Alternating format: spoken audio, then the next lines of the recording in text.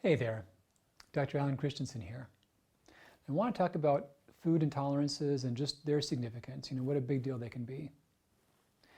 Early in my practice, I started in 96, probably about 97 or so, a gentleman came to see me who was a former professional golfer.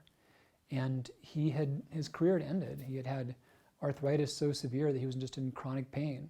And it was worse when he played, it was worse when he was active, and he had to drop out. His career was just totally over.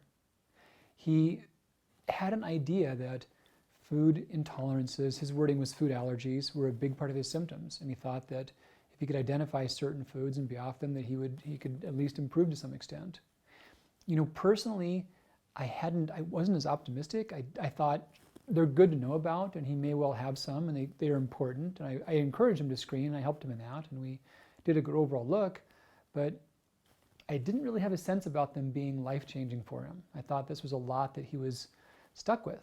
I hate to say it, but my experience at that point had not really taught me otherwise.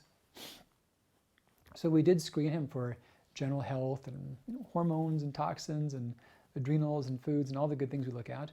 By and large, he was a really healthy guy, but he had the big three food intolerances, the dairy, eggs, and wheat. They'd all showed up. He had a couple of odd things too. Sometimes we'll see like cranberry or almond. He had a couple that were less common, but then several of the big ones. And I really encouraged him. I said, hey, cut these out 100%, watch your symptoms. We should recheck you down the road. You may not have these forever, but see what happens. And as it would be, he traveled to see me, and he was not in the area for some time. I think it was a couple of years before I saw him again. And I hadn't thought about him for a little while, but he came back in and told me that he was older, and I think he was aging out of his prior position anyway in the golf world, but he was now playing again as a Masters competitor. And he was better than he'd been for quite some time, and he was basically free of arthritis. And he said that it came on just a few weeks after cutting out those foods. And that since then he's had a few times of inadvertently or having them and just kind of want to throw caution in the wind, and his symptoms came back in rather quickly. So he felt this really cured him, and I was just blown away and so happy to see the transformation. And people talk about, it's tough to be off of foods, to change a diet. It is, I own that. But in a case like his, I didn't ask this question, but had you asked him, oh yeah, but was it worth it? That would have been a silly question. Like, well, yeah, duh, I'm not hurting all the time. I would do anything for that. I was taking medications that were harmful and expensive. Yeah, it's well worth it. So when you see big differences, then all the issues about, oh yeah, but the hardness of it, they're not relevant. To have your health improve radically, nothing else really matters compared to that. Nothing, like one person told me, nothing tastes as good as being healthy. So just a non-issue for that part. But it really taught me that these things can be more than just nuisance symptoms. You always think about the bloating, the gas, maybe some aches and pains, some cramps, some headaches.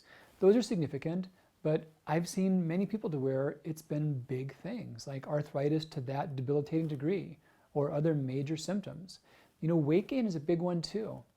And I've seen papers on this to where they've had people, big group of people, everyone's on, making up a number, 2,000 calories, and it's controlled. Half the people are eating what they want to eat, half the people are checked for reactive foods and taken off of their reactive foods.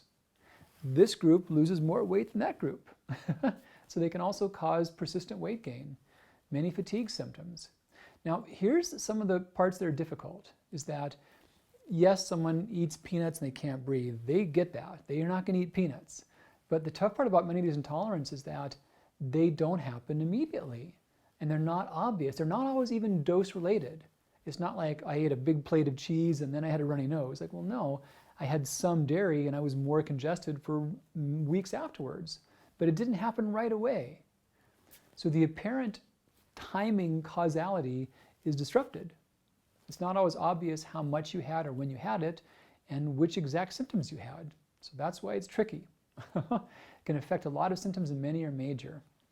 I want to make a distinction between IgE and IgG. So a lot of thoughts about allergy and intolerance in the conventional world have been IgE focused. And that's real. There's IgE allergies are very significant. That's the whole peanut shellfish thing. That's also the vast majority of airborne allergies. As a kid, if I was remotely close to a horse, that would trigger a seizure. I would break out in hives and welts and have a seizure eventually if I didn't throw up. But that's how bad IgE allergies can be. They can be fatal. There's also an immunoglobulin called IgG, and that one was discovered in the gut, in the intestinal tract, thus the letter G. IgG doesn't come on quite as fast, and it's not always quite as obvious. It can be rather subtle and rather mysterious and rather inconsistent, so it doesn't always do the same things. That's another wrinkle about this. It's not every time you have the food, the same thing happens. So these are very, very significant. I also want to distinguish innate versus functional allergies. So the innate ones, your immune system just doesn't like that molecule. It probably never has, and it probably never will. The functional ones, it's more so given the current state. If you've got leaky gut, if you've got chronic infections, you're not breaking down your food right, if you're highly stressed, you can act in ways differently than you would otherwise. So those can evolve. They can get better or worse, and they can be different. That's why it's nice to track. So celiac is a type of these intolerances that's driven through IgA responses specifically. But again, the good part is these can evolve, which means they can get worse, but it also means they can get better. That's the big part, they can get better. And I've got a companion video that'll talk about some protocols behind that, some articles that'll talk you through that as well. So what are the most common foods that are involved with these reactions? Well, there's those that have the sticky binding proteins. We've got the dairy, the wheat, and the eggs. There's those. One of the ones that I've seen a lot on testing that you wouldn't think about would be almonds. They're healthy foods. They're foods I love nutritionally in every way, but a big chunk of people that are reactive to some foods have almonds in that mixture. Another one you wouldn't think about as much is cranberry, which not many of us eat very often, so it's not that big of a problem or a hard workaround, but it shows up on occasion. And from there on down, corn, of course, soy, peanuts we've talked about.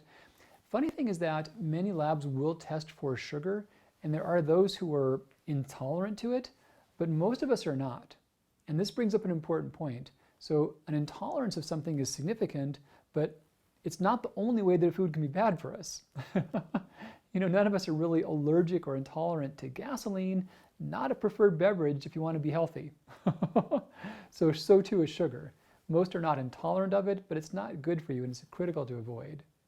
So yeah, big overview of food intolerances, an important topic. Some big takeaways. Intuitions don't work. If it seems like I'm fine with this food, you may not be fine with this food. It may be the case that some delayed symptom you wouldn't have connected is actually coming from that food.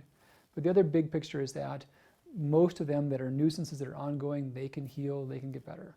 So think about your foods, make sure they're fitting your body well, and take great care. We'll talk again really soon. Bye-bye.